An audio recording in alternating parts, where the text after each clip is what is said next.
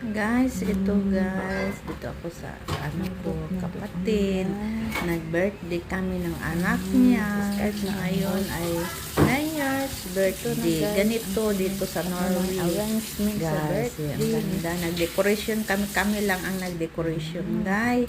Kasi ang mga Norwegian hindi naman talaga mahilig sa mga decoration.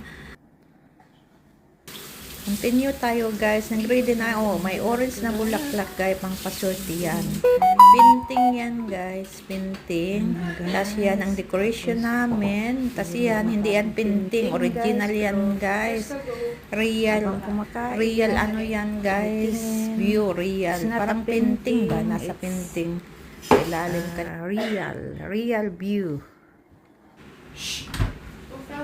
Real view. Hindi yan painting. Happy birthday to me and Alexandra. Yeah. Also guys, hindi makatis yung anak ko. Gusto nung fried chicken. Nga, yan ang view dito sa Norway, sa bahay ng kapatid. Ang ganda. Tourist. Pati yun ang nag-birthday, nagtago guys. Yun, medyo makulimlim ngayon.